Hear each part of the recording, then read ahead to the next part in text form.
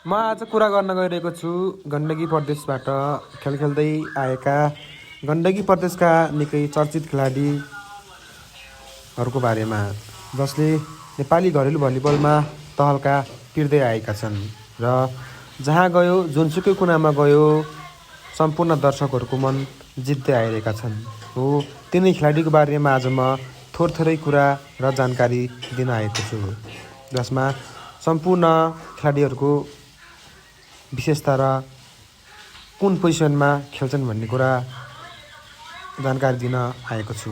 सर्वप्रथम त कुरा गरौँ कोच रमेश केसीको। शान्त स्वभाव र निकै लोकप्रिय कोचको रूपमा चिनिने गर्छन्।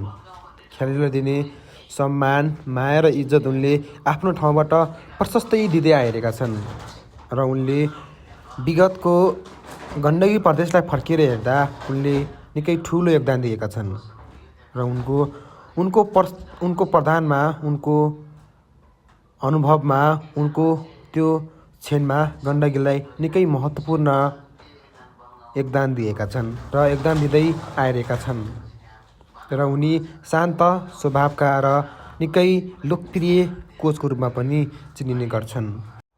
अब कुरा गरौँ गण्डकी प्रदेशका पूर्व कप्तान अथवा अहिले निकै लामो समयपछि मैदानमा अथवा गण्डकी प्रदेशको कोर्टमा प्रवेश गरेका टिम कप्तान सन्जु विक्रम शाहको बारेमा हो। सन्जु विक्रम शाह नेपाली घरेलु भलिबलका एकदमै चर्चित भलिबल खेलाडी साथै बादशाह भनेर पनि चिनिने गर्छन्।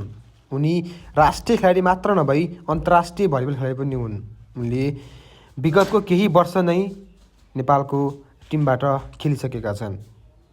सम्भवतः भन्यो भने नेपाली भलिबलमा सन्जु विक्रम शाह जतिको खेलाडी अहिलेसम्म कोही पनि देखिएको छैन।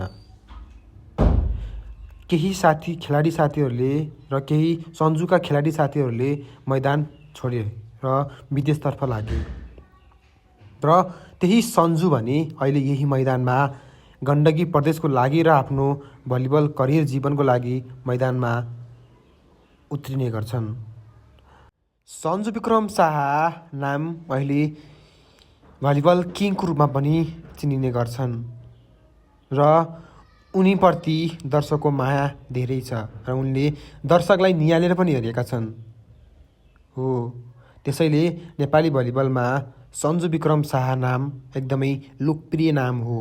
भलै उनी क्लबमा नगएका होलान्, भलै उनी टिपटप हेल्प नेपालबाट क्लबमा खेल खेल्दै आएका थिए र अहिले भने गण्डकीको ठुलो जिम्मेवारी उनीमाथि थपिएको छ।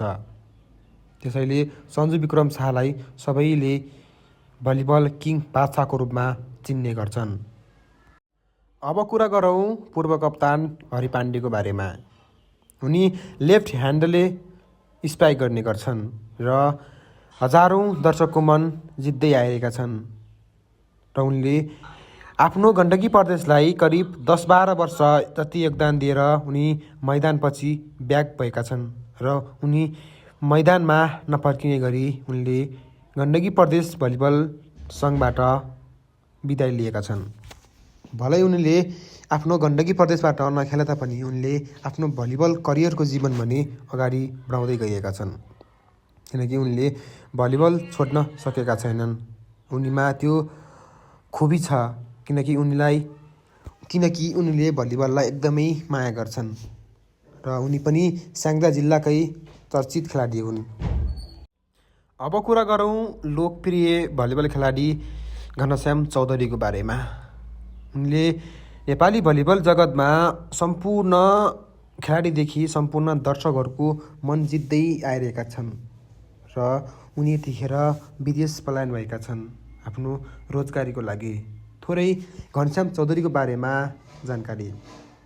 नेपाली घरेलु भलिबलमा घनश्याम चौधरी नाम भन्ने बित्तिकै जर्सी नम्बर 7 को रूपमा उत्रिने गर्छ किनकि जो लक्की प्लेयर हुन् जसले हरेक सम्पूर्ण दर्शकहरूको मन जित्दै आइरहेका थिए र नेपाली भलिबलमा उनको योगदान गण्डकी प्रदेशलाई थुप्रै रहेको छ।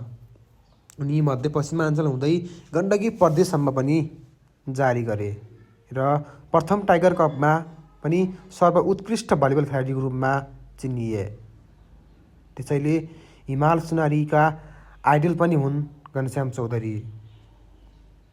त्यसैले घनश्याम चौधरी नेपाली भलिबलमा एकदमै लोकप्रिय नाम हो र दर्शकले कहिल्यै भुल्न पनि नसक्ने नाम हो र सम्पूर्ण खेलाडी र सम्पूर्ण दर्शकहरूको आइडल पनि मानिने गर्छन् घनश्याम चौधरी।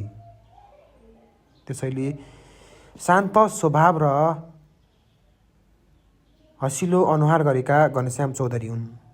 उनी नेपाली घरेलु भलिबलका एकदमै चर्चित भलिबल खेलाडी पनि हुन् र उनी वैदेशिक यात्रामा छन्। कुरा गरौँ राजन दर्लामी मगर लिब्रो, जो नेपाली भलिबलमा एकदमै लोकप्रिय लिब्रोको रूपमा चिनिने गर्छन्। भलै उनी नेपालको राष्ट्रिय टिममा नपरेका होलान्, राष्ट्रिय टिमको जर्सी नलगाएका होलान्, तर राष्ट्रिय टोलीकै खेलाडीहरूले उनलाई आइडल मान्ने गर्छन्। यति लोकप्रिय नाम हो राजन दर्लामी मगर, जसले लिब्रोको रूपमा आफ्नो नाम चिनाउँदै आइरहेका छन् र नेपाली भलिबलमा उनको योगदान पनि थुप्रै रहेको छ। गण्डकी प्रदेशको लागि उनले गण्डकी प्रदेशकै लागि भनेर आफ्नो विदेश जाने सपना पनि त्यागे र अहिले उनी नेपाली भलिबलको कोर्टमा उत्रिने गर्छन् घरेलु प्रतियोगिताहरूमा र सम्पूर्ण दर्शकहरूको मन जित्दै आइरहेका छन् र त्यसैले राजन दर्लामी मगर सम्पूर्ण दर्शकहरूको प्यारो छन्, किनकि उनी शान्त स्वभाव र हँसिलो र रोमान्टिक स्वभावका छन्। उनको भलक पनि आउने गर्छ राजन दर्लामी मगर। कुरा गरौँ सुजन चोखालको बारेमा। नेपाली भलिबलका एकदमै लोकप्रिय सेटरको रूपमा चिनिने गर्छन् सुजन चोखाल, जो गण्डकी प्रदेशमा एकदमै महत्त्वपूर्ण छाएका सेटर पनि हुन् र उनी गण्डकी प्रदेशका भाइस कप्तान पनि हुन् र उनको त्यो चतुराई, उनको त्यो खेलमा रिस उठाउने बानीले गर्दा उनी चर्चामा थिए र उनको खेल त्यो रिस उठाउने बानीको चर्चा भन्दा नि उनको त्यो खेल स्किल, सेटरमा हुने स्किलमा उनी दोब्बर थिए र उनी अहिले रोजगारीको क्रममा जापानमा रहेका छन्। सुजन चोखाल छेत्री भर्जिन उपनामले चिनिने भलिबल खेलाडी पनि हुन्। उनी अलिकति तिखो र अलिकति अरू खेलाडीभन्दा भिन्न टाइपका पनि खेलाडी हुन् र आज मैले यिनै गण्डकीका 5 लेजेन्डको बारेमा कुरा गरेँ र अरू खेलाडीहरूको भिडियो हेर्नको लागि कमेन्टमा गण्डकी लेख्नुहोला। हस्त धन्यवाद।